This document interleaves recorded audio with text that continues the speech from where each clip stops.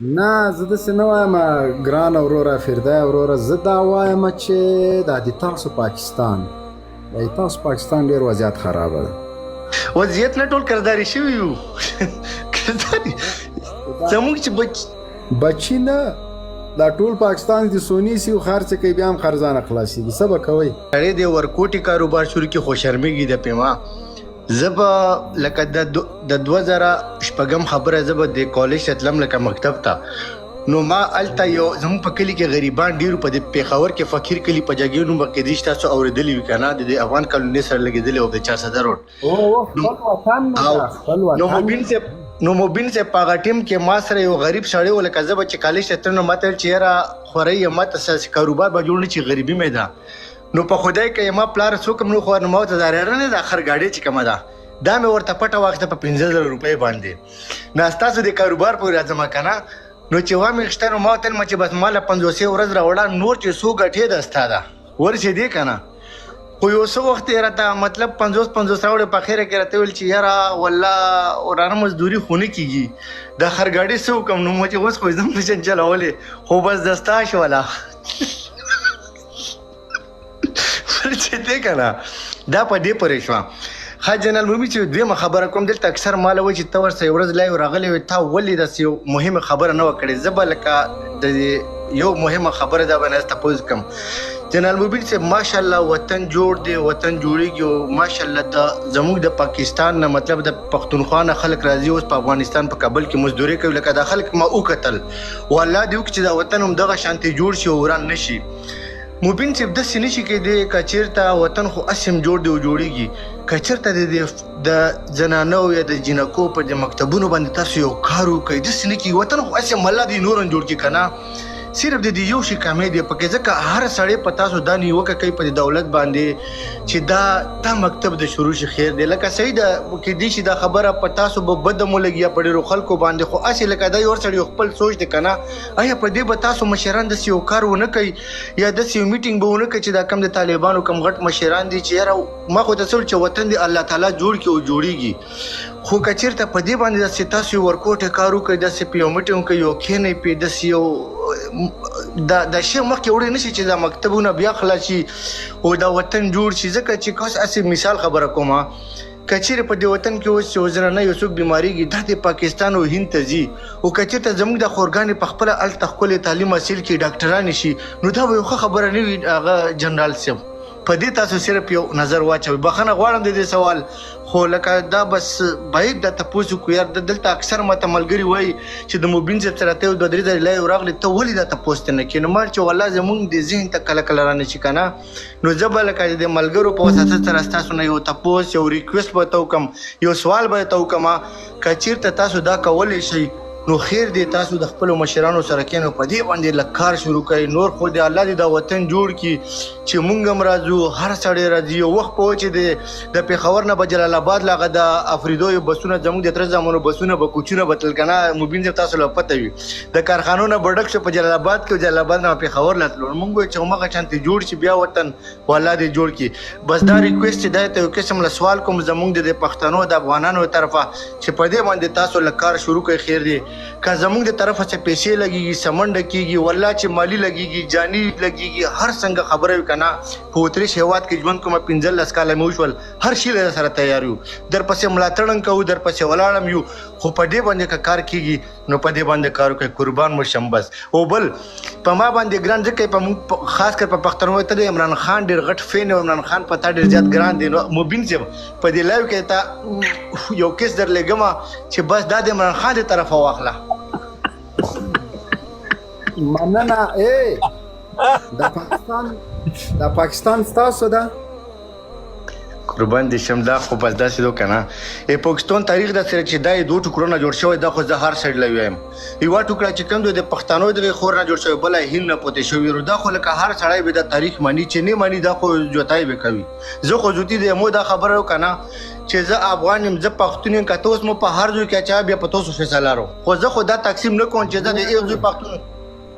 نه زه داسې نه وایم ګرانه وروره فردویه وروره، زه دا وایم چې دا د تاسو پاکستان ډېر وضعیت خرابه ده. وضعیت نه ټول کرداري شوي یو زموږ چې بچی نه دا ټول پاکستان دي سونی سی او خرڅ کوي بیا هم خرزانه خلاصيږي څه به کوئ والا چې هغه مبین صاحب چې رښتیا خبره وي که نه نو بس دا الله مجبور وي که نه. السلام علیکم.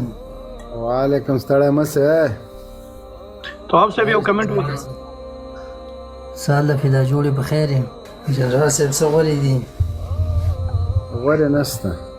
دا یو د حرام نطفې پیداوار دی هغه در سره میوټ کړه کاپی پیسټ میسج کې لګی دی میوټ شو نو دی ورور د تعلیم پر رابطه باندې د مکاتب پر رابطه باندې ورور تعلیم مکاتب دا خلاص دی اواز د انجونو په مخ تړلې دي او هغه کې موږ څه ویلی نس یوسف زی تخلص په تا ډېر ښه لګېږي ګلجان وروره ما کامره مو خلاصه کړم.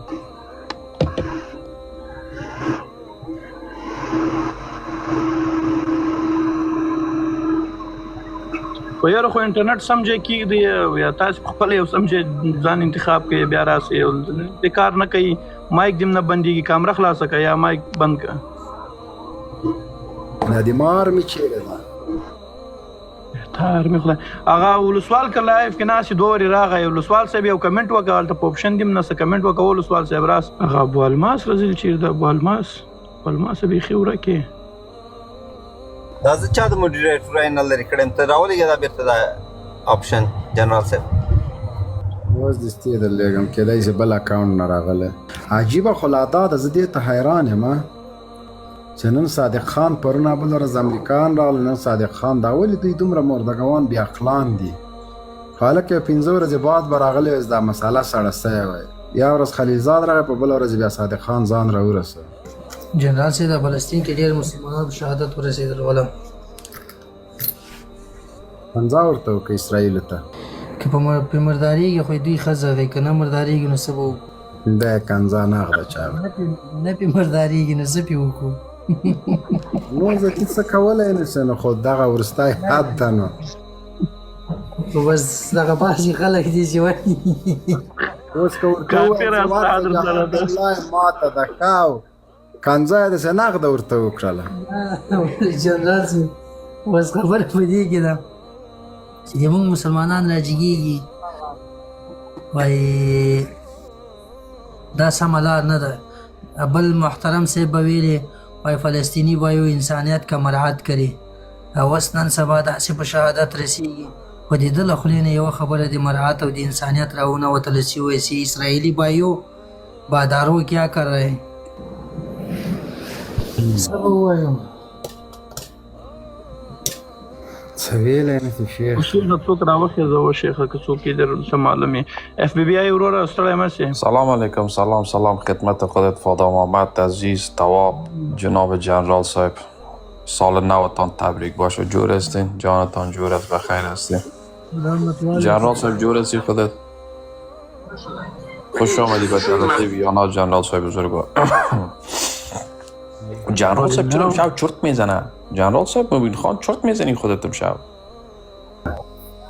الو لازړه نه لري چې امیر وجدان لري سره د محمود خان او فلان او بسمدان دوی پر دې باندې خبر دي چې د پښتون دروازه په زور ماتول کور ته داخليدل دا کم هغه لري انتقام لري کوم باج لري خو متاسفانه دا دومره بې ضمیره خلک دي چې د تاریخ په اوږدو کې افغانان په دې باندې تیر وتل نور مه تیر وځئ که په هره بهانه باندې وي تاسې د کابل د ځینو اسلامي امارت د چارواکو خبرې هم واورېده چې وزیرستان زموږ د زړه ټوټه ده وزیرستان زموږ برخه ده که هر څوک په هر موقف باندې وي خو له دې دایې نه تېرېدونکي یو خو د وخت په اساس به هر څه په هنر مخته وړو هیله مو دا دی چې دلته کوم اشخاص راځي وزیرستان کې په اوسېدلو باندې زه افتخار کوم نو هغه خو زموږ خاوره ده یو تن مې دی هغه خلک زموږ خپل خلک دي صحیح ده چې د وخت جبر به دلته یو ازغام تار ورته ویلی شو فرضي کرښه ورته ویلی شي هغه به یې تېره کړې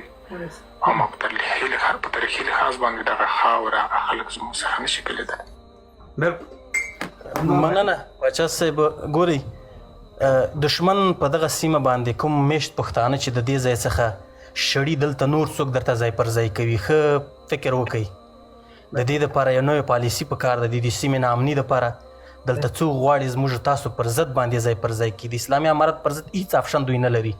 خبره یې ورته په کلکه کړې. رحماني صاحب ډېره مننه.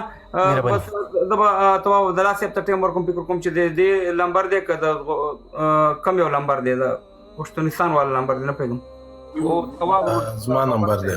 مهرباني وکړه، مهرباني تاسو سلامونه تاسو ته او جنرال صاحب ته. ګډوډي بکنه دا یو خبر کوم ګوري، دا زموږ لایف چې دی دا یو ملي لایف دی، پر دې کې انډیوالي وي نه پالل کېږي. کار چا توهین وکړو، غلط کمنټ وکړو، نو ته د مخې بلاک کېږي او میوټ کوم نورم خوښه خپله. نه هیچا پروا مه ساته چې هر چا غلط کمنټ کوي یو وختار دی بیا بلاک دی، ځکه چې غلط کمنټ ډایرکټ بلاک کوي غلط خبرې کوي، ډایرکټ بلاک کوي چې په مخې ونه ګورو. خبره داسې ده چې دا ظلم نن نه دی، دا د 70 کالو دی قربان. دغه کوم وخت نه چې دغه جعلي ریاست جوړ شوی دی د افغان پښتون په خاوره، محفوظه افغانستان په خاوره، دا د 70 او 50 کالو نه ظلم د هغې وخت نه شروع دی تر ننه پورې. زمونږ نه په بر وطن کې کلاري راغله او نه په کوز وطن کې. او دغه چې دغه د پنجاب اصل کې د پاکستان نوم دی او دوی ورکړی، خو په اصل کې چې دی دغه پنجابي ریاست دی. نو زه ډېرې خبرې نه غواړم، دومره وایم چې دغه زمونږ پښتانه ورونه بر وطن ته ځي، دغو سره کومک پکار دی. او د کوز وطن د خلکو نه دا خواهش کوم چې دغه کوم ظلمونه چې کیږي د دغه ظلمونو مخنیوي وکړي او د افغانانو سره اوږه په اوږه ودرېږي. خیر ډېر کم دی پکې، خو دغه به یو تاریخ ته یو ثبوته خبره وي. ما خپله یو اعلامیه هم شیر کړې ده د زمونږ ګروپ انډیوالانو. د حاجي میرزا علي خان نن تلین دی، دغه تلین په باره کې مې یو څه ویډیوګانې شیر کړي دي. ټولو ورونه خواهش کوم چې واوري. مننه ډېره مننه. انشاءالله اوسې لمبر تواو عبدالله صاحب ستاسې دی، بیا چې پیدا دی نو بیا موږ صاحب ته ټیم ورکو، سردار ور دی بیا لایف بندو دوباره لایف دی. مهرباني وکړئ تاسو دغه سر زلان ورو راغلی دی مراجع کو. مهرباني تواب صاحب مې کوم خلاص کې مې کوم وایدم بند. مهرباني. السلام علیکم ورحمۃ اللہ وبرکاتہ. په دې هیله چې به روغ جوړ سي پاچا صاحب، جنرال صاحب محترم، غزنوي صاحب، فهیم خان، زلان صاحب، سردار صاحب او فدا محمد رحماني صاحب او لاندې ناست دوستان ته.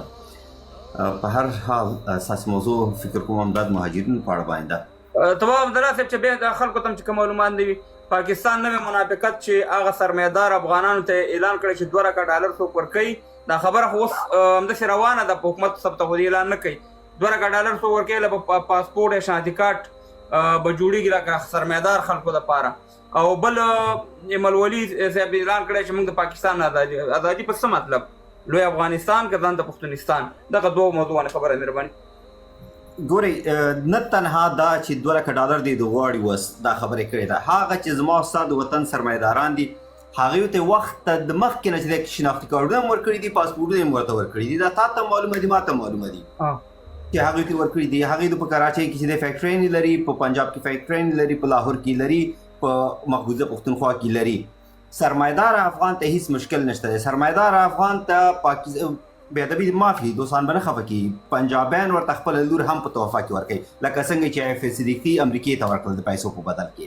په پاکستان کې چې پیسې در سره ته حکومت ته زور ته هر څه دا ټول به تاسو پر شپږ سلامي وایي. نو هغه افغانانو ته هیڅ کوم مشکل نشته دی. مشکل چې دی هغه غریب افغان ته دی چې هغه د سرک په سر باندې څه خرڅوي، هغه ورځ مزدوري کوي، یا یو وړوکی غوندې دوکانګۍ لري چې د هغې ګټه هېڅ پنجابي اسټابلیشمنټ ته نه رسېږي، لکه څنګه چې د سرمایدار افغانان رسېږي. نو مشکل په دغه افغانانو باندې. اوس دغه افغانان چې دي د راشړي په دې خاطر راشړي چې د خپلو اوږو بار کموي او زموږ او ستاسې په اوسني حکومت باندې بوج زیاتوي، ځکه چې زموږ او ستاسې اوسنی حکومت د مختلفو قیوداتونو سره لاس او ګرېوان دی. رسمیت پېژندنه نشته دی، اقتصادي قیوداتونه نشته دی، هر قسم ته قیوداتونه په دې اوسني حکومت باندې وضع دي. او هغه موږ تاسو ټول ته معلومه ده چې چا دا کار کړی دی ولې کړی دی ولې کوي هغه جدا بحث دی او بل طرف ته چې دی دا کوم اعلان کوي چې موږ جدا ازادي غواړو د پنجاب څخه ازادي اخلو دې ته هما خبره کوي کوم صحو اشتباه چې زموږ استاد شهید سردار داود خان کړی و چې هغه هم د پښتونستان قضیه چې د سپورټ کوله په دې مطمئن اوسئ د پښتونستان قضیه سپورټ کول دا د پنجابي ریاست څخه بدتره قضیه ده ګټې محتاط نه را رسیږي که هر افغان په دې فکر کې اوسېږي چې دلته پښتونستان جوړ شي د پنجاب نه برابر شي دا به زموږ استاد درد چې دی راکم کړي نه دا زموږ استاد درد لا زیاتوي لکه څنګه چې نورت کوریا او ساوث کوریا په دوه برخو باندې ویشل شوي دي او مشکلات یې تر نن پورې روان دي همدغسې به پکې استخباراتي کړۍ ګوتې وهي او پنجاب او بل او موږ دوی به سره چې دلته په یو بل لانجه کې گرفتار بیا به چې د خپل رور سره چې دی اخته وي اوس خو د پنجاب سره اخته وي بیا به د خپل رور سره مستقیم اخته وي نو هر هغه څوک چې په دې خوښه دي په دې فکر کې دي چې پښتونستان دې جوړ شي دې د سهو کوي اشتباه کوي لوی افغانستان موږ او تاسې د لوی افغانستان خبره باید وکړو د پښتونستان خبره باید ونه کړو د پښتونستان جوړېدل یو ځل بیا داسې لکه څنګه چې واویا کاله مخکې پاکستان جوړ شوی دی یو بل مشکل سره افغانان لاس او ګریوان کېږي که موږ او تاسو خبره کوو موږ او تاسو به د لوی افغانستان خبره کوو د لوی افغانستان داعیه به راپورته کوو او هغه کسان چې په فکري لحاظ باندې په مقبوضه پښتونخوا کې پراته دي او هغوی پنجابیان شوي دي په فکري لحاظ باندې په سیاسي لحاظ باندې پنجابیان شوي دي هغوی د کډه بارویزي دي دا به ټول 10,000 20,000 کسان نه اوسېږي 1,500 کسان نه اوسېږي کډې د